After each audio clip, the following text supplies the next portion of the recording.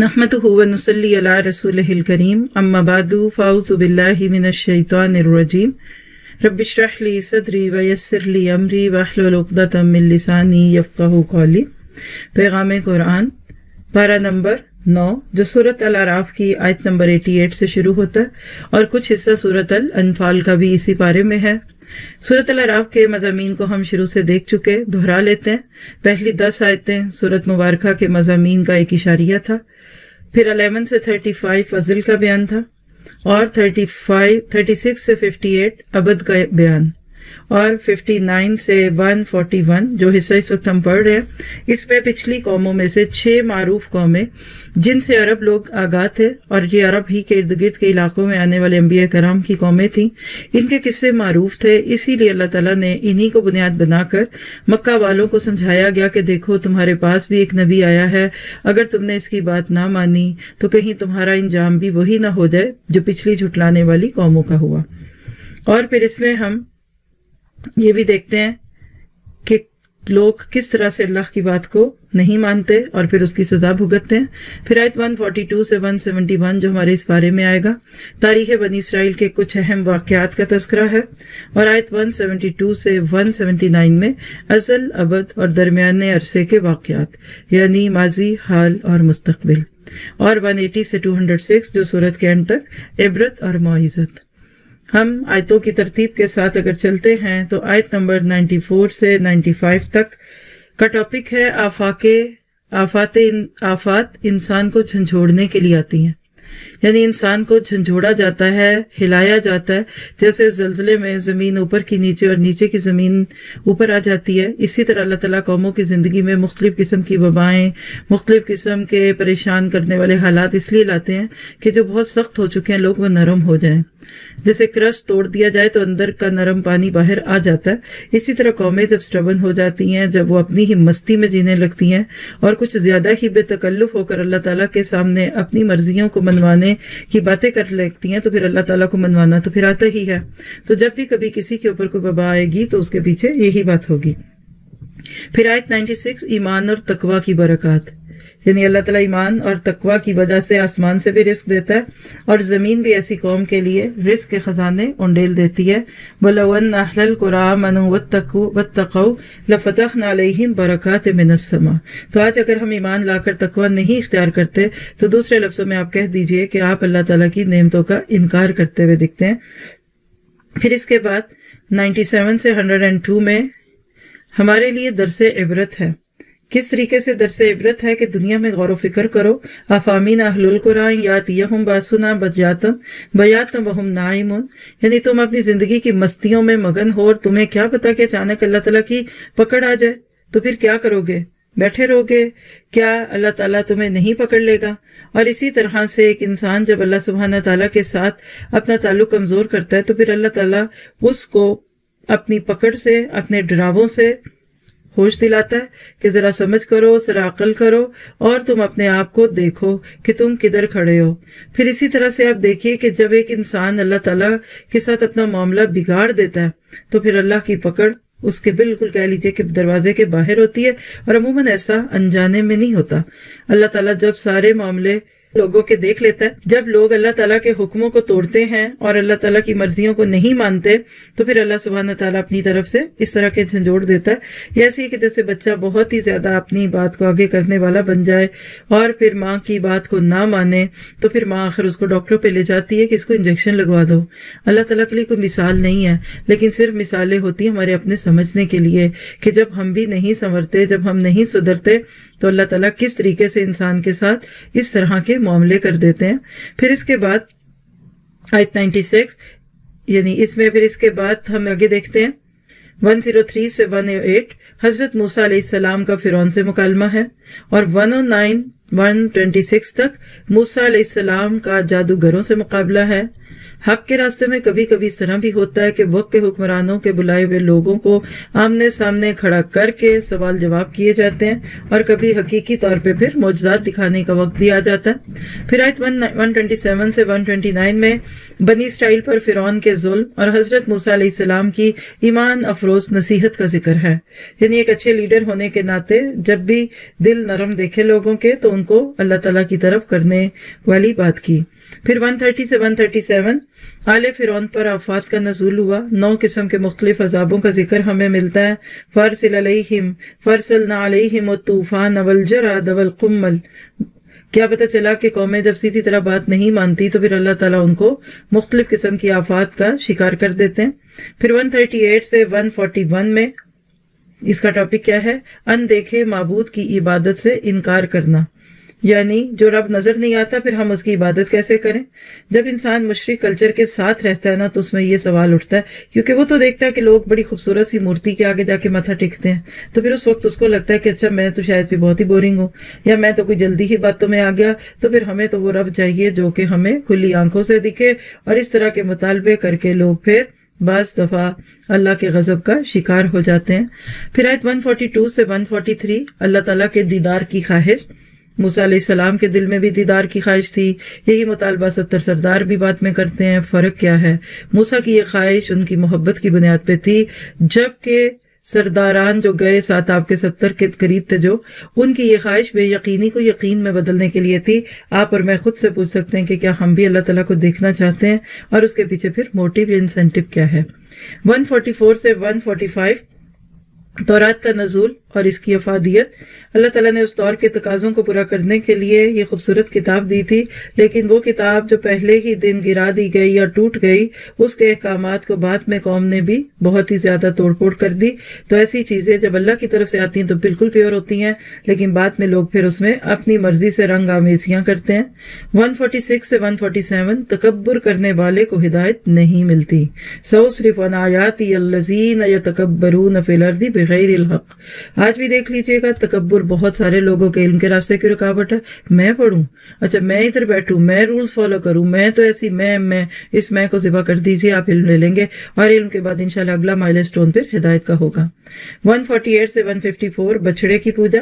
یہ بچڑا بھی اصل میں ایک سمبل دکھتا ہے ہمیں اپنے لیے کہ ان کے تو بچڑے یہ تھے، ہمارا بچڑا کیا ہے، اور کیا واقعی ہم اس کے اوپر بھی غور و فکر کرتے ہیں۔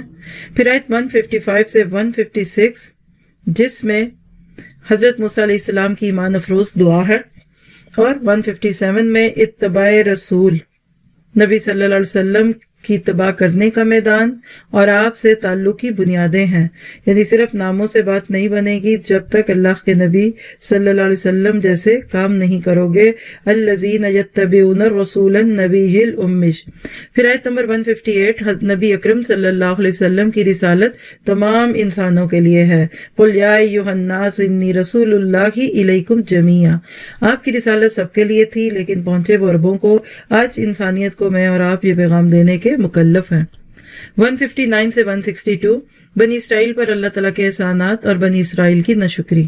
جتنی نعمتیں زیادہ ملتی ہیں نا، انسان عموماً اتنے ہی زیادہ بگڑ جاتے ہیں، اور خاص طور پہ بگاڑ میں جب ناشکرا پن آ جائے تو پھر اللہ تعالیٰ کے ساتھ معاملہ اور بھی بدل جاتا ہے۔ فَبَدَّلَ الَّذِينَ ظَلَمُوا مِنْهُمْ قَوْلًا غَيْرَ الَّذِي قِيلَ لَهُمْ۔ تو جب یہ رویے ہوتے ہیں تو پھر اللہ کی طرف سے پکڑ بھی آنے لگتی ہے۔ 163 سے 166 عذاب سے بچنے کے لیے برائیوں سے روکنا ضروری ہے، یعنی جب کسی جگہ برائیاں عام ہو جائیں اور لوگ نہ روکیں تو اللہ تعالیٰ کی پکڑ ان کے اوپر آنی لازم ہے، اور یہی کل تھا، یہی آج بھی ہے۔ اور اللہ تعالیٰ نے اسی چیز کو یہاں بیان کر دیا کہ جب کوئی قوم لوگوں میں برائیاں دیکھے اور پھر لوگوں کو نہ روکے نہ ٹوکے تو گویا کہ قالوا معذرۃ الی ربکم کی لسٹ سے نیچے ہو جاتے ہیں، اور اللہ کے راستے میں پھر ان کے پاس کوئی عذر موجود نہیں ہوتا۔ 167 to 68 بنی اسرائیل پر قیامت تک عذاب کے کوڑے برستے رہیں گے۔ ہر دور میں کچھ نہ کچھ ان کے ساتھ ہوا، اسی لیے فرمایا اللہ تعالیٰ نے وَإِسْتَأْذَنَ رَبُّكَ لَيَبْعَثَنَّ عَلَيْهِمْ إِلَى يَوْمِ الْقِيَامَةِ مَن يَسُومُهُمْ سُوءَ الْعَذَابِ، یعنی کبھی ایک حکمران کبھی دوسرا حکمران ان کے سروں پہ مسلط کیا جائے گا۔ 169 کتاب کے نااہل وارث، فخلف من بعدہم خلف ورثوا الکتاب، یعنی ایسے ناخلف تھے کہ گناہ کرتے، دنیا کا مال پیش ہوتا ہے ان کے رشوت کے طور پہ، حرام کے طور پہ لے لیتے اور بعد میں پھر اس کی تعویلات پیش کرتے۔ 170 اللہ کے محبوب ترین بندوں کی 3 صفات، یمسکون الکتاب، یمسکون بالکتاب، اقاموا الصلاۃ اور مصلحین۔ 171 طور پہاڑ کے نیچے عہد، یعنی ان کے سر پہ طور کو کھڑا کیا گیا۔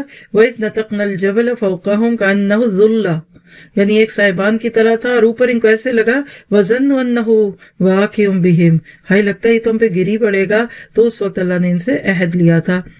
172 سے 74 عہد الست، وَإِذْ أَخَذَ رَبُّكَ مِنْ بَنِي آدَمَ مِنْ ظُهُورِهِمْ ذُرِّيَّتَهُمْ وَأَشْهَدَهُمْ عَلَىٰ أَنفُسِهِمْ، ہر ایک کی روح سے لیا گیا ہے۔ 175 سے 178 خواہشات کی پیروی کرنے والے کے لیے کتے کی مثال ہے کہ کتا بھی رال ٹپکاتا ہے، کتا لالچ کا سمبل بھی ہے۔ تو یہاں یہی بات اللہ تعالیٰ نے بیان کر دی کہ وہ کون ہے جس کو آیتوں کا علم تو دیا گیا لیکن وہ اس سے نکل گیا، یعنی نعمت کا حق ادا نہ کر سکا اور عزت اس کو راس نہ آئی۔ اللہ علم سے ہی جو عزت دینے والے تھے، اس نے اس علم کو دنیا بنانے کے لیے اور اسی طرح اپنی خواہشوں کو برا کرنے کے لیے جب بگاڑ دیا تو اللہ نے اس کے لیے سا مثلا للقوم الذین کذبوا بآیاتنا وانفسهم كانوا یظلمون۔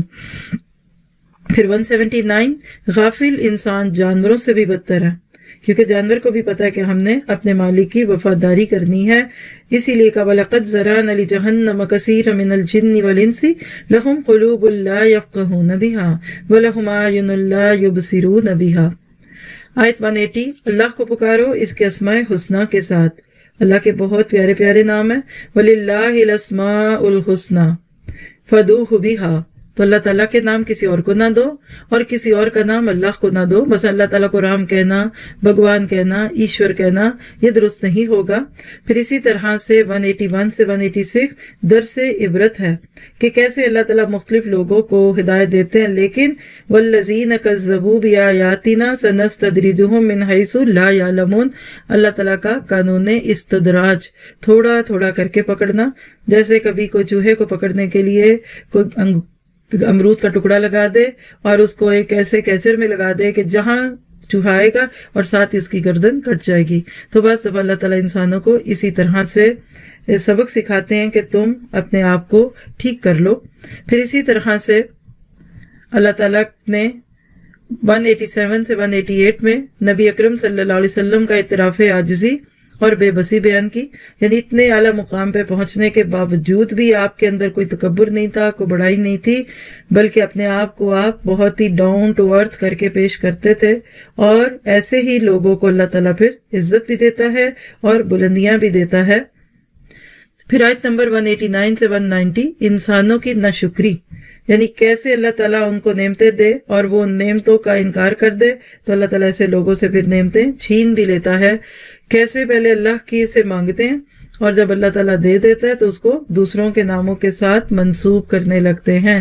هُوَ الَّذِي خَلَقَكُم مِّن نَّفْسٍ وَاحِدَةٍ۔ پھر آیت 91 سے 98 معبودان باطل کی لاچارگی، قیامت کے دن سب پریشان ہوں گے اور ایسے لوگ سنتے تو ہیں لیکن جواب نہیں دے سکتے، اور ایسے لوگ اللہ تعالیٰ خود کہتے ہیں الہم ارجل یمشون بہا، کیا ان کے پاؤں ہیں جن سے یہ چلتے ہیں؟ ام لہم ایدی یبطشون بہا، ہاتھ ہیں ان کے جس سے یہ تھامے؟ ام لہم اعین یبصرون بہا، آنکھیں ہیں جس سے دیکھیں؟ یا پھر کہ ان کے کان ہیں؟ مراد یہ ہے کہ اس میں سے کچھ بھی نہیں ہے ان کے پاس۔ اور 199 سے 202 خذ العفو وَأْمُرْ بِالْعُرْفِ وَأَعْرِضْ عَنِ الْجَاهِلِينَ، عفو درگزر کی تلقین۔ کیا پتہ چلا کہ جب لوگ نہیں مانتے تو ان کے ساتھ پھر ایسا ہی معاملہ ہوتا ہے۔ پھر آیت 203 معجزات کی طلبی اور اللہ تعالیٰ کا جواب۔ معجزے تو وہی مانگے جن کو ماننا ہے، تو معجزہ آ گیا اور مانا نہ تو اللہ تعالیٰ کی طرف سے پکڑ ہوگی۔ 204 قرآن پاک سننے کے آداب۔ سمات قرآن کے آداب میں سے ایک ادب کیا ہے؟ وَإِذَا قُرِئَ الْقُرْآنُ فَاسْتَمِعُوا لَهُ وَأَنصِتُوا لَعَلَّكُمْ تُرْحَمُونَ۔ اور 205 سے 206 اللہ کے ذکر کے آداب۔ وَاذْكُرْ رَبَّكَ فِي نَفْسِكَ تَضَرُّعًا وَخِيفَةً وَدُونَ الْجَهْرِ مِنَ الْقَوْلِ۔ تو کیا پتہ چلا کہ ایک آیت ایک موتی ہے، ایک ہیرا ہے، ایک ڈائمنڈ ہے، ہم جس کو توجہ سے سنیں گے ہمارا دل اس پہ جمے گا۔ اب چلتے ہیں سلیکٹڈ ورسز پہ، چنی ہوئی آیات میں سے کچھ ہدایات جس پہ کان لگا کر ہم سنیں گے اور پھر اس پہ عمل کی کوشش کریں گے۔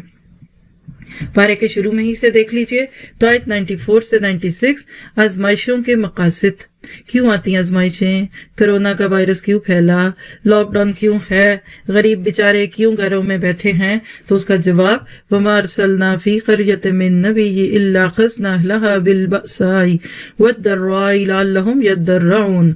اور ہم نے کسی بستی میں کوئی نبی نہیں بھیجا مگر وہاں کے رہنے والوں کو سختیوں اور تکلیفوں میں مبتلا کیا تاکہ وہ عاجزی اختیار کریں۔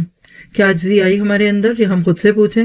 پھر جب اللہ تعالیٰ ان کی بدحالی کو آسودگی سے بدل دیتے ہیں، یہاں تک کہ مال اور اولاد میں وہ زیادہ ہو جاتے ہیں، تو اکثر لوگ کیا کہتے ہیں، ہمارے باپ دادا پہ بھی ایسے حالات آئے تھے، ہاں فلاں سن میں بھی ایک ایسا ہی طاعون آیا تھا اور فلاں موقع پہ بھی بارشیں برسی تھی، سیلاب آیا تھا۔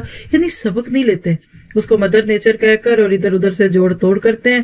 اللہ تعالیٰ کہتے ہیں جب وہ ادھر ادھر کی بحثیں کر رہے ہوتے ہیں تو پھر ہم ان کو فَأَخَذْنَاهُمْ بَغْتَةً وَهُمْ لَا يَشْعُرُونَ۔ کیا پتہ چلا کہ جب اس قسم کے حالات ہوں تو بہت زیادہ خبروں پہ توجہ رکھنا اور بہت حالات حاضرہ اور دوسروں کے نظریات کو جاننے کی وجہ عاجزی کرنی چاہیے۔ وہی ایک بات آگے کہہ دی وَلَوْ أَنَّ أَهْلَ الْقُرَىٰ آمَنُوا وَاتَّقَوْا لَفَتَحْنَا عَلَيْهِمْ بَرَكَاتٍ مِّنَ السَّمَاءِ وَالْأَرْضِ۔ کہ اگر بستیوں والے ایمان لے آتے، پرہیزگاری اختیار کرتے تو ہم ان پر آسمان سے اور زمین سے برکتیں کھول دیتے، مگر انہوں نے تکذیب کی تو ہم نے انہیں اچانک پکڑ لیا۔ کیسے؟ ان کے اعمال کی وجہ سے۔ تو آپ کے میرے لیے پھر موجودہ حالات میں بھی یہی سبق ہے۔ اب تو میرا اہل دلوں نے تسلیم کر ہی لیا کہ اللہ کی بڑائی بھی ہے اور اللہ جب چاہے گا یہ بات ختم ہو جائے گی، لیکن ہم اپنے حالات کو بدلنے سے زیادہ اپنی حالت کے بدلنے کی فکر کریں۔ 128 آیت میں دیکھیے گا دور مغلوبیت میں قوموں کا حال کیا ہوتا ہے۔ جب وہ پسنے لگتی ہیں اور غیروں کے ہی افکار کا شکار ہوتی ہیں تو اس وقت پھر لیڈر، مضبوط لوگ، مذہبی رہنما، ان کا فریضہ ہے کہ وہ لوگوں کو ریلیٹ کر کے دکھائیں۔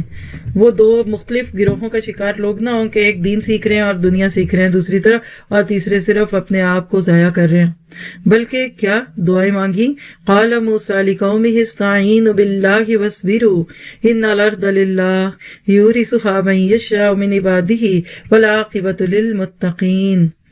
موسیٰ علیہ السلام نے اپنی قوم سے کہا کہ اللہ سے مدد مانگو اور ثابت قدم رہو، زمین اللہ کی ہے، وہ اپنے بندوں میں سے جسے چاہتا ہے اس کا مالک بناتا ہے، اور بہتر انجام کار تو متقین ہی کے لیے ہے۔ تو موریل کو بلند کرنے والے لیڈر چاہیے، ہمتیں بنانے والے، ہمتیں توڑنے والے نہیں۔ پھر 157 آیت 157 بہت امپورٹنٹ ہے، نبی کریم صلی اللہ علیہ وسلم اور امت کی ذمہ داریاں۔ یہ وہ آیت ہے کہ جس کو آپ کہہ سکتے ہیں کہ بنی اسرائیل کو اللہ کے نبی کی آمد کا ذکر کیسے دیا گیا، ان کو ذکر کیسے، ان کی کتابوں میں کیسے ذکر تھا۔ الذین یتبعون الرسول النبی الامی الذی یجدونہ مکتوبا عندہم فی التوراۃ والانجیل۔ جو لوگ اتباع کریں رسول اللہ صلی اللہ علیہ وسلم کی جو نبی امی ہیں، جن کے ذکر مبارک کو اپنے ہاں تورات اور انجیل میں لکھا ہوا پاتے ہیں، وہ ان کو نیک کاموں کا حکم دیتے ہیں اور برے کام سے روکتے ہیں، اور پاک چیزوں کو ان کے لیے حلال قرار دیتے ہیں اور حرام چیزوں کو ان کے لیے حرام قرار دیتے ہیں، اور ان کے سر اور گردن پر سے بوجھ اور توق جو تھے ان کو اتارتے ہیں۔ یعنی آپ دیکھیے کہ اللہ کے نبی کے یہ خصائص تھے۔ پہلی بات ہے بنی اسرائیل کو پتا تھا کہ ایک نبی آئے گا اور اس کا نام احمد ہوگا۔ پھر دوسری بات یہ ہے کہ آپ نیکیوں کا حکم دیں گے، برائیوں سے روکیں گے۔ پھر حلال چیزیں کن کو کہیں گے؟ جو پاکیزہ ہوں، اور جتنی بھی حرام اور گندی خبث چیزیں ان کو آپ ناپاک چیزوں کو حرام قرار دے دیں گے۔ پھر یدع عنہم اسرہم کیا ہے؟ وقت کے طور پہ، رسم و رواج کے نام پہ، لائف سٹائل کے نام پہ، لینے دینے میں، بعض دفعہ دین کے نام پہ مجاہدوں اور اسی طرح کے استخاروں کے طور پر لوگ دین کو مشکل کر لیتے ہیں۔ اپنے کندھوں پر ایسے بوجھ یہ کر لیا تو یہ دینا پڑے گا، اس کا یہ کفارہ، اور رہ جاتا لوگوں کے سر پر ایک مسلط کیا ہوا دین، جس کے بعد عام انسان تو خود کو پکا جہنمی سمجھنے لگتا ہے اور وہ کہتا ہے بس یہ چند دینداروں نے جنت میں جانا ہے۔ اللہ کے نبی نے ایسا کوئی معیار نہیں دیا۔ آپ کے قریب رہنے والا آپ کو ایک بالکل نارمل انسان پاتا تھا۔ ہمارے پاس، دین والوں کے پاس، اور وہ لوگ جو دنیا میں کھوئے ہوئے ان کے پاس بیٹھیے، آپ کو مختلف شخصیات دکھیں گی۔ تو کیا پتہ چلا کہ اللہ کے نبی نے زندگی کو آسان کرنا سکھایا. فرض اور سنت کا فرق رکھنا چاہیے، حلال اور مباح کا فرق رکھنا چاہیے، حرام اور مکروہ کا فرق ہونا چاہیے. اس سے پھر دین خوبصورت ہو جاتا ہے. اور آپ نے وہ طوق جو غلامی کے تھے، جو اپنے اوپر اسلام کو بوجھ سمجھنے کے تھے، وہ سارے اتار دیے. اور اسی طرح سے فَالَّذِينَ آمَنُوا بِهِ وَعَزَّرُوهُ وَنَصَرُوهُ وَاتَّبَعُوا النُّورَ الَّذِي أُنزِلَ مَعَهُ أُولَٰئِكَ هُمُ الْمُفْلِحُونَ. وہ لوگ جو ان پر ایمان لائے، یہ کام آپ نے میں نے کرنے. صرف اللہ کے نبی سے محبت ہی نہیں کرنی، صرف اتباع اور اطاعت ہی نہیں کرنی، بلکہ توقیر، تعظیم، ان کی مدد اور اس نور یعنی قرآن کے نور کو اپنی زندگیوں میں جگہ دینی ہے. پھر اولئک هم المفلحون. سب کچھ کر لیتے ہیں لیکن ایک چیز ہم سے بہت کم ہوتی ہے، اور وہ ہے نصروہ، ان کی مدد، ان کے مشن کے راستے پہ چلنا. جو زندگی انہوں نے وقف کر دی اللہ کے دین کے لیے، آج یہ مشکل لگتا ہے، اللہ تعالیٰ ہمارے لیے یہ بھی آسان کر دے. پھر آیت 164، نہیں عن المنکر کیوں کریں؟ لوگ ایک سوال کرتے ہیں، چھوڑیں، سب کو پتا ہے، کون مانتا ہے، کتنے لوگ ہو گئے جی مسلمان، اور کس نے خاندان میں آپ کی بات سنی. تو آج کے بعد ایک جواب نوٹ کیجئے اس آیت میں سے، وَإِذْ قَالَتْ أُمَّةٌ مِّنْهُمْ لِمَ تَعِظُونَ قَوْمًا اللَّهُ مُهْلِكُهُمْ أَوْ مُعَذِّبُهُمْ عَذَابًا شَدِيدًا. جب کچھ لوگوں نے بہانے اور ہیلے کے ساتھ مچھلیاں پکڑ لی ہفتے والے دن، تو لوگوں نے ان کو سمجھانا چاہا، تو ایک گروہ سامنے آتا ہے اور کیا کہتا ہے، اور جب ان میں سے ایک جماعت نے کہا تم ایسے لوگوں کو کیوں نصیحت کرتے ہو جن کو اللہ تعالیٰ ہلاک کرنے والا یا سخت عذاب دینے والا ہے، تو انہوں نے کہا اس لیے کہ تمہارے پروردگار کے سامنے معذرت پیش کر سکیں، اور شاید کہ وہ پرہیزگاری کی روش اختیار کر سکے. تو اس سے کیا پتہ چلتا ہے، عذر تو قائم رکھیے، آپ کا میرا کام منوانا نہیں، پہنچانا ہے. We are conveying, we are not convincing them. تو عذر رکھیے، اپنے ارد گرد برائیوں کے اوپر نظر رکھتے رہیے، ایسا نہ ہو کہ کل پھر پکڑ ہو جائے. پھر 165، عذاب سے کون بچایا جاتا ہے؟ جب اللہ کی پکڑ آتی ہے تو اللہ تعالیٰ کن کو بچاتا ہے؟ فَلَمَّا نَسُوا مَا ذُكِّرُوا بِهِ أَنجَيْنَا الَّذِينَ يَنْهَوْنَ عَنِ السُّوءِ وَأَخَذْنَا الَّذِينَ ظَلَمُوا بِعَذَابٍ بَئِيسٍ بِمَا كَانُوا يَفْسُقُونَ. جب انہوں نے ان باتوں کو فراموش کر دیا جن سے ان کو نصیحت کی گئی تھی، تو وہ لوگ جو لوگ برائی سے منع کرتے تھے، ہم نے ان کو نجات دی، اور جو ظلم کرتے تھے ان کو برے عذاب میں پکڑ لیا، بس سبب اس کے کہ وہ نافرمانی کرتے تھے. یعنی 3 میں سے صرف ایک گروہ بچایا گیا، اور وہ گروہ تھا کہ جس نے امر بالمعروف اور نہی عن المنکر کیا تھا. اپنے لیے بھی ذرا سے اس کے اوپر غور کیجیے. کیا ہم بھی اپنے خاندان، اپنی دوستوں، اپنے معاشرے کے اندھیروں کے خلاف سٹرگل کرتے ہیں، یا ہم بھی آگے سے یہی کہتے ہیں دیکھی جائے گی؟ تو دیکھیے یہ آپ کے میرے عذر ہیں، ہم جو بھی اللہ کے سامنے پیش کر سکیں گے کل پیش کر دیے جائیں گے کہ دیکھ لیجئے اللہ تعالیٰ اپنی سی تو کوشش کی تھی، پھر اس کے بعد تو جان اور اب تیرے بندے جانے. ڈرائیور کا کام گاڑی چلا دینا ہے، جانے والا کسی بھی جگہ پہنچنے کی نیت کر رہا ہے، کیا کر رہا ہے اسے ڈرائیور کا کوئی دخل نہیں ہوتا. پوسٹ مین خط پہنچا دیتا ہے، اسی طرح سے اس خط میں چاہے خوشی کی خبر ہے، کوئی اس کو لے کے پھاڑ دے یا اس کو چوم لے. بالکل اسی طرح سے داعی دین کا کام عذر قائم رکھنا ہوتا ہے. اور اس کے بعد ہے پھر عہد الست 172. آپ کی میری روح سے اللہ تعالیٰ نے دنیا میں آنے سے پہلے ہی یہ لے لیا تھا، اور ہر ایک سے لیا تھا. قیامت تک کے آنے والے ہر بندے کی روح ہم عمر ہے. دنیا میں آنے کے اعتبار سے ہمارے جسم ڈیفرنٹ ایجز کے ہیں. وَإِذْ أَخَذَ رَبُّكَ مِن بَنِي آدَمَ مِن ظُهُورِهِمْ ذُرِّيَّتَهُمْ وَأَشْهَدَهُمْ عَلَىٰ أَنفُسِهِمْ أَلَسْتُ بِرَبِّكُمْ. اور جب تمہارے پروردگار نے اولاد آدم کی پشت سے ان کی اولاد کو نکالا اور ان سے خود انہی کے متعلق اقرار لیا کہ کیا میں تمہارا رب نہیں ہوں؟ سب نے جواب دیا کیوں نہیں، ہم سب گواہ ہیں کہ تو ہی ہمارا رب ہے. یہ اقرار اس لیے کرایا تھا تاکہ قیامت کے دن کہیں یوں نہ کہنے لگو کہ ہم کو تو اس کی خبر ہی نہ تھی. یہ ہے وہ وعدہ جس کی بنیاد پہ آج ہر بچہ مجبور ہے مسلمان ہونے پہ. لا الہ الا اللہ اس کی فطرت میں ہے، ڈیٹا میں ڈال دیا. آپ کہیں گے ہمیں تو یاد بھی نہیں. تو کیا آپ کو اپنی پیدائش یاد ہے؟ آپ کہاں پیدا ہوئے، کدھر گئے، آپ کو شعور ہے؟ لوگوں نے بتایا یہ عورت آپ کی ماں ہے، آپ مان گئے. یہ شخص آپ کا باپ ہے، آپ مان گئے. تو یاد رکھیے اللہ نے اپنے رب ہونے کا وعدہ دلوں میں ڈال دیا. اسی وجہ سے تو آج کوئی ہندو یہ نہیں کہہ سکتا کہ میں ہندو رہوں گا، میرے تو ماں باپ ہندو تھے. کوئی عیسائی، یہودی، نصرانی، کوئی بدھا، کسی دوسرے مذہب والا یہ نہیں کہہ سکتا کہ میں تو بھئی اپنے ماں باپ کے دین پہ ہوں. اس کی ڈیٹیل تفسیر سے سنیے، بہت اہم آیت ہے. پھر 175 سے 176 دنیا پرست انسان کا کردار. اصل میں وَاتْلُ عَلَيْهِمْ نَبَأَ الَّذِي آتَيْنَاهُ آیَاتِنَا سے لے کر لَعَلَّهُمْ يَتَفَکَّرُونَ تک ایک دنیا پرست انسان ہے. اللہ نے اس کو دین کا علم دیا لیکن اس کے پیچھے شیطان لگ گیا.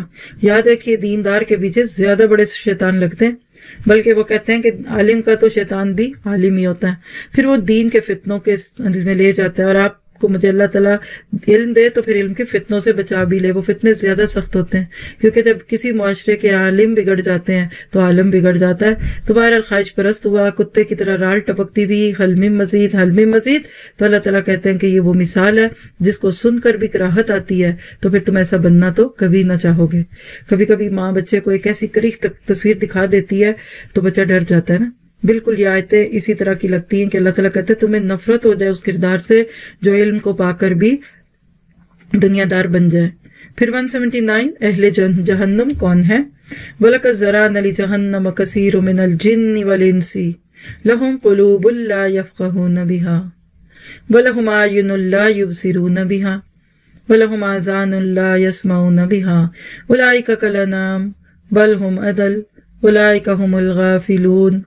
اور ہم نے بہت سے جن اور انسان دوزخ کے لیے پیدا کیے ہیں. ان کے دل ہیں لیکن ان سے سمجھتے نہیں، اور ان کی آنکھیں ہیں مگر ان سے دیکھتے نہیں، اور ان کے کان ہیں ان سے سنتے نہیں. یہ لوگ بالکل چوپایوں کی طرح ہیں بلکہ ان سے بھی بھٹکے ہوئے. یہی وہ لوگ ہیں جو غفلت میں پڑے ہوئے. اللہ نے جہنم کے لیے کیوں نہیں، اللہ نے نہیں کہا تھا کہ جہنم والے کام کرو. اللہ تعالیٰ کو اپنے علم ازلی کے ساتھ پتا تھا کہ یہ دنیا میں جا کر غلط کام کریں گے. اور اوپر جب ہم نے وعدہ الست دیکھا، وعدہ الست کو بھولنے کی سزا ہے یہ کہ ظاہر بندے کا دل ہوتا ہے لیکن اس کو نہیں سمجھ آتی بات، اللہ کی نہیں آتی. عقل بڑی چلتی ہے، مال کمائیں گے، 2+2 آئے گا، A to Z آئے گا، لیکن ان کو لا الہ الا اللہ اور اس کے تقاضے سمجھ نہیں آئیں گے. وہ زمین والوں پہ خود ہاتھ سے بنی ہوئی مورتیوں کے آگے جھکے گا، لیکن اللہ جس نے اتنی پیاری کائنات بنائی اس کو سائڈ پہ کرے گا، یا پھر اس کے اپنے بیچ میں راستے اور وسیلے بنائے گا. آنکھیں ہوتی ہیں دکھتا نہیں ہے کیونکہ ہدایت کے راستے نہیں دکھتے. کان ہوتے ہیں لیکن سنتے نہیں کیونکہ ہدایت کی بات نہیں سنتے. تو پھر چوپائے کہ ان سے بھی بدتر ہے کیونکہ چوپائے کبھی شرک نہیں کرتے. تو اصل میں اللہ تعالیٰ کا یہ غصہ جو یہ شرک کرنے والوں پہ ہے. پھر 199 سے 200 فریضہ دعوت کے لیے ہدایات. آپ کو مجھے اللہ نے یہ ذمہ داری دی ہے کہ ہم اللہ کی طرف بلائیں، تو پھر کچھ مینرز، کچھ ایٹیکیٹ سیکھ لینے چاہیے. ایسے ہی کرسی میز لگا کر نہیں بیٹھنا اور لوگوں کو پریشان نہیں کرنا. خذ العفو وامر بالعرف واعرض عن الجاہلین. 3 کام. اے نبی عفو اختیار کیجیے، جانے دو. عفو کہتے ہیں جانے دو، ایز اٹ از، اس کو اس کے حال پہ چھوڑ دو، یعنی اگنور گریسفلی. اور نیک کام کا حکم دیجیے، یہ تو کرنا ہی ہے. اور پھر اگر کوئی بحث کرے، مباحثہ کرے، تو پھر جاہلوں سے کنارہ کشی کیجیے. اب جب کوئی گالیاں دے آپ کو اللہ کی بات کہنے پہ، آپ لا الہ الا اللہ کی اور لوگ کہیں آپ کے ہاتھ ٹوٹ جائیں نعوذ باللہ، تو پھر ایسی اگر نیگیٹیوٹی آئے، ریزنٹمنٹ ہو، انسان ہونے کے ناطے غصہ آئے، تو وَإِمَّا يَنزَغَنَّكَ مِنَ الشَّيْطَانِ نَزْغٌ فَاسْتَعِذْ بِاللَّهِ إِنَّهُ سَمِيعٌ عَلِيمٌ.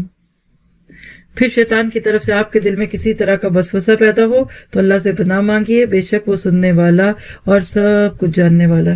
تو کتنا خوبصورت پیغام ہے سورۃ الاعراف کے اینڈ پہ کہ اپنے آپ کو ہر لحاظ سے بہترین کر لو، کریکٹر بہتر کر لو، کردار سازی کر لو.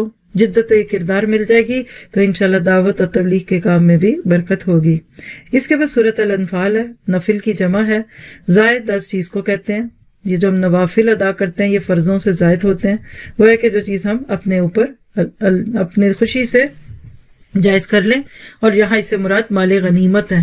اور اسی ایک لفظ سے مسلمان کا نظریہ جہاد بھی سمجھ آتا ہے کہ اگر مال غنیمت مل جاتا ہے، جنگ کے بعد دشمن کو چیزیں چھوڑ جاتا ہے، تو مسلمان کے لیے یہ ایک ایکسٹرا چیز ہے، کیونکہ نہ مال غنیمت نہ کشور کشائی، بلکہ شہادت ہے مطلوب و مقصود مومن. تو کیا پتہ چلا کہ مسلمان مال کے لیے اور ریسورسز کے لیے نہیں لڑتا. تھوڑا سا اس صورت کا بھی ایک خلاصہ لیجئے گا. اس کے مضامین: غزوہ بدر پر تبصرہ ہے. پہلی جنگ تھی، اس کے اندر مال غنیمت ملا، صحابہ پوچھ کے کام کرتے تھے، پوچھ لیا اللہ کے نبی اس کا کیا کرے. آپ دیکھیں گے 40 آیتوں کے بعد، یعنی 10ویں پارے کی پہلی آیت پہ جواب دیا جا رہا ہے وَاعْلَمُوا أَنَّمَا غَنِمْتُم پہ. اور ان 40 آیتوں میں کردار سازی کہ پہلے تم اپنے آپ کو ٹھیک کرو، اخلاق اچھا کرو، آپس میں محبت کرو، اپنے دلوں میں الفت ڈالو، قرآن کی آیتیں پڑھ پڑھ کے اپنا ایمان بڑھاؤ، توکل بڑھاؤ، تو یہ سارا کچھ ہم پڑھیں گے اس میں. یعنی قتال اور مال غنیمت میں ہدایات تو ہیں، لیکن اہل ایمان کی صفات بھی بیان کی جا رہی ہیں، اور وہ کیا ہیں کہ جب ان کے اوپر اللہ تعالیٰ کی طرف سے قرآن کی آیتیں پڑھی جاتی ہیں تو ان کے دل ڈر جاتے ہیں. تو آئیے دیکھیے ذرا آیت بآیت سورۃ انفال کا جائزہ.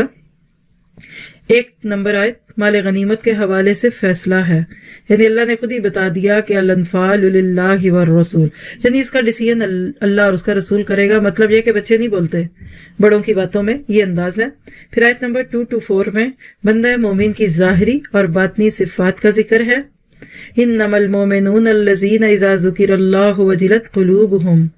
اللہ تعالیٰ ہمارے اندر اور باہر سکون دے دے. 5 to 8 بدر سے قبل مشاورت، اللہ کے نبی مشورے سے کام کیا کرتے تھے، اسی کی طرف اشارہ ہے اس میں کہ آپ نے مشورہ مانگا تھا کہ کیا کیا جائے. کما اخرجک ربک من بیتک بالحق، اور کچھ چاہ رہے تھے، کوئی کچھ چاہ رہا تھا، اور اللہ نے وہی کیا جو کہ بہترین تھا.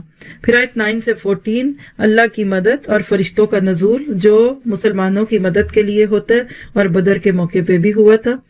15 سے 16 15 to 16 دوران جنگ اور مسلمانوں کے لیے ہدایات ہیں. اس میں کیا کرنا ہے کیا نہیں کرنا. آپ کہہ لیجئے دنیا کے ہر مقابلے پہ انسان جب کسی بھی ایسی چیز میں جاتا ہے تو اللہ تعالیٰ کی مدد کو لانے والی چیزیں بھی ہیں اور دشمنوں کے دلوں میں روب طاری کرنے والی بھی.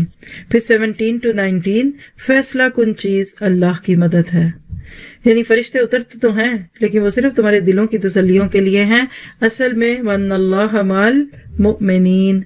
اور اس کے بعد 20 سے 23 اللہ اور اس کے رسول صلی اللہ علیہ وسلم کی اطاعت کا حکم ہے. یا ایھا الذین آمنوا اطیعوا اللہ ورسولہ.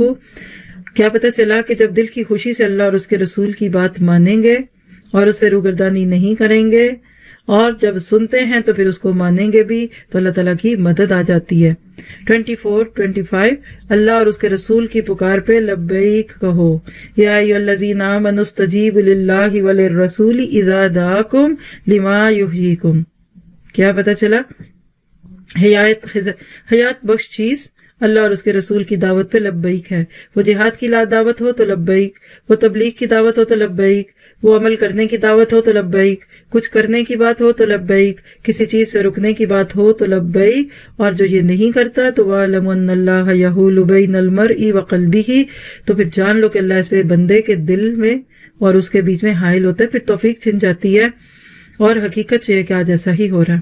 ایک خاص عرصے تک جب ہم کسی اچھی چیز پہ لبیک نہیں کہتے تو پھر دل ہی نہیں چاہتا، پھر خواہش بھی ختم ہو جاتی ہے. تو جب کبھی کوئی خواہش ابھرے فوراً بسم اللہ کیجئے تاکہ آپ کی توفیق بڑھتی ہی جائے.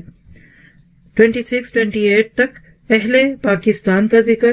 کون ہیں یہ لوگ جو پاک رہتے ہیں، جن کی زندگی بہت خوبصورت طریقے سے اللہ کے حکموں پہ چلتی ہے.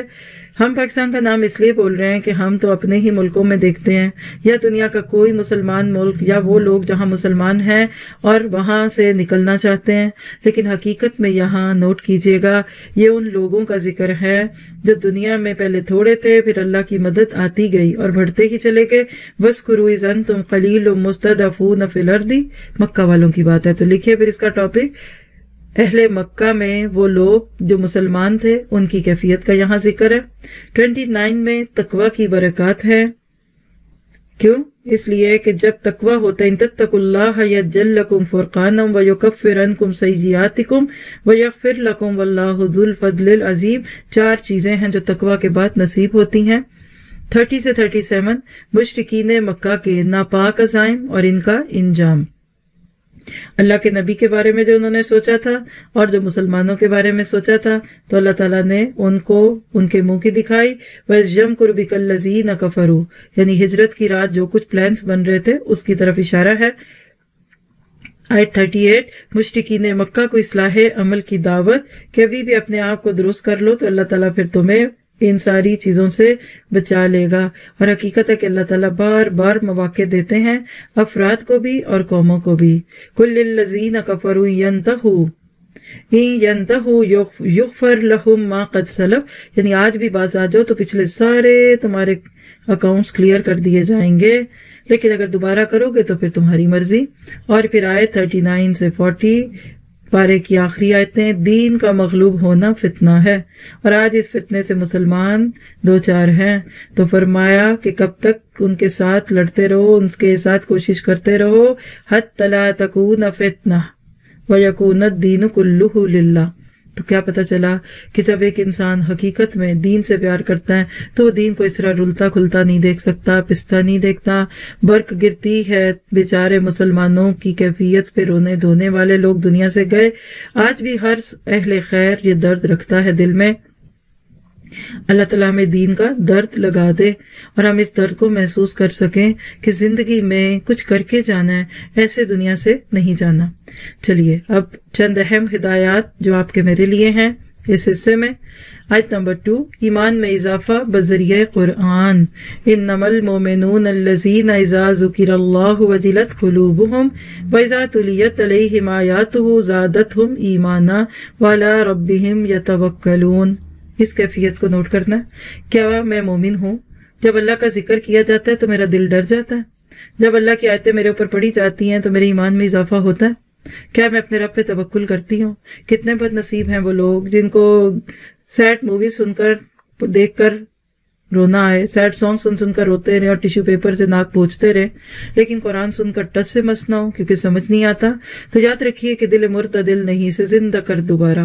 اگر قرآن سنے اور آپ کو رونا نہ آئے تو چیک کیجئے کہ آپ کہیں ہارٹ پیشنٹ تو نہیں بن چکے۔ آیت 17، قرب الہی کا اعلیٰ مقام، اور وہ کیا ہے کہ انسان کا ہاتھ اللہ کا ہاتھ بن جائے۔ فَلَمْ تَقْتُلُوهُمْ وَلَكِنَّ اللَّهَ قَتَلَهُمْ فَلَمْ تَقْتُلُوهُمْ وَلَكِنَّ اللَّهَ قَتَلَهُمْ وَمَا رَمَيْتَ إِذْ رَمَيْتَ وَلَكِنَّ اللَّهَ رَمَى وَلِيُبْلِيَ الْمُؤْمِنِينَ مِنْهُ بَلَاءً حَسَنًا إِنَّ اللَّهَ سَمِيعٌ عَلِيمٌ۔ تم لوگوں نے ان کفار کو قتل نہیں کیا بلکہ اللہ نے انہیں قتل کیا، اور اے نبی جس وقت آپ نے کنکریاں پھینکی تھی تو وہ آپ نے نہیں پھینکی تھی بلکہ اللہ نے پھینکی تھی، تاکہ مومنوں کو اپنی طرف سے ان کی محنت کا خوب عوض دے۔ بے شک اللہ تعالیٰ خوب جاننے اور سننے والا، خوب سننے اور خوب جاننے والا۔ اللہ کے نبی صلی اللہ علیہ وسلم کے ایک حدیث کا خلاصہ ہے کہ جب ایک بندہ اللہ سے محبت کرتا ہے تو ایک مقام ایسا بھی آتا ہے کہ اللہ تعالیٰ اس کا ہاتھ بن جاتا ہے، اس کا پاؤں بن جاتا ہے۔ یہ کہاں کیسے، اس کو لوگوں نے تو نہ جانے کس کس انداز میں سمجھا، لیکن یہ آیت آپ کو سمجھا دے گی کہ جب آپ کے اسباب تھوڑے ہوں اور آپ پر اللہ پر توکل کرتے ہوئے مٹی کے ذرے اٹھا کر دشمنوں کی طرف بھیجیں تو وہ بھی بلٹ بن جاتے ہیں۔ تو آپ کا میرا کام اپنے اسباب کو اختیار کر کے اللہ پہ نظریں لگانا ہے، باقی اللہ جانے اور اس کے بندے۔ آیت 24، اللہ اور رسول کی پکار کی اہمیت۔ ماں پکارے تو اہم ہے، باپ پکارے، شوہر پکارے، آج تو چھوٹا بچہ پکارے تو ہم ایک دم کھڑبڑاتے ہیں۔ وہ دوست جو 5 منٹ بعد بھی کال کر سکتی ہے، اس کے فون کی بیل پہ ہم نماز میں بے چین ہو جائیں۔ اور جب اللہ آسمانوں سے پکار لگائے یا ایھا الذین آمنوا استجیبوا للہ وللرسول، تو اس وقت ہم ٹس سے مس نہ ہوں۔ یہ ہم آپ کو چیک کرنا ہے۔ تو یہاں اللہ کی رسول کی پکار، یہ جس کام کی ہو، تبوک کے سفر میں آئی تو لبیک، بدر پہ آئی تو لبیک، احد میں آئی تو لبیک، خندق کھودنی ہے تو لبیک۔ اور آج آپ کے میرے لیے ہر حکم پہ لبیک کہنا پڑے گا۔ اپنی مرضی سے کام نہیں کر سکتے، ورنہ پھر اللہ بندے اور اس کے بیچ میں آ جاتا ہے، پھر اللہ دل میں سے خواہش و تمنا ہی نکال دیتا ہے۔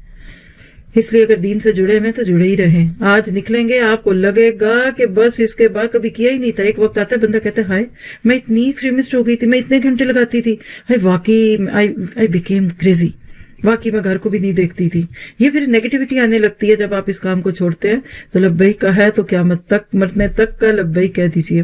پھر آیت 26 to 28، اہل ایمان سے تقاضے، اور وہ کیا ہے کہ لا تخون اللہ والرسول، اللہ اور اس کے رسول کے حقوق میں خیانت نہیں کرنی، اور نہ اپنی امانتوں میں خیانت کرنی ہے۔ اور یاد رکھو کہ مال اور اولاد بڑی آزمائش ہیں، یہ امتحان کے پرچے ہیں، اس میں سے خیر اور عافیت سے گزر جاؤ۔ اور آیت 39، مقصد قتال نہ مال غنیمت، نہ کشور کشائی، نہ تیل کے کنویں، نہ زمین کے ٹکڑے، بلکہ وقاتلوہم حتی لا تکون فتنہ ویکون الدین کلہ للہ فإن انتہوا فإن اللہ بما یعملون بصیر۔ 2 بڑی چیزیں ہیں اسلام کے جہاد کے موٹف میں۔ نمبر 1، کفر کا فساد باقی نہ رہے، لوگوں کو اسلام ملے اور دین سب اللہ کا ہو جائے، پرسیکویشن بھی نہ ہو، لوگوں کو اسلام پہ عمل کرنے پہ مارا نہ جائے، تکلیفیں نہ دی جائیں. ان دو چیزوں کو سامنے رکھ کر نکلیں گے تو اللہ کی مدد آپ کے شامل حال ہوگی. اللہ تعالیٰ مجھے آپ کو اسی پہ جمنے کی اور اسی کام کی توفیق عطا فرمائے. تو یہ تھا پارہ نمبر 9. آج کی حدیث بھی لے لیجئے. آپ نے فرمایا، نبی صلی اللہ علیہ وسلم کا ارشاد مبارک ہے، جب بھی کچھ لوگ اللہ کے گھروں میں سے کسی گھر میں جمع ہو کر اللہ کی کتاب کی تلاوت کرتے اور آپس میں سے سیکھتے اور سکھاتے ہیں تو ان پر سکون اور اطمینان کا نزول ہوتا ہے اور رحمت ان پر چھا جاتی ہے اور فرشتے ان کو گھیر لیتے ہیں. صلت علیہم الرحمہ. امیجن کیجئے علم کی محفل میں یہ کیفیت ہوتی ہے ہماری، الحمدللہ. اور اللہ تعالیٰ ان کا تذکر اپنے مقربین کی محفل میں کرتا ہے، VIP کلوز سرکٹ لوگ. یہ صحیح مسلم کی روایت ہے. اللہ تعالیٰ آپ سے مجھ سے بہترین طریقے پہ یہ قبول کرے. سبحانک اللہم و بحمدک اشہد ان لا الہ الا انت استغفرک و اتوب الیک.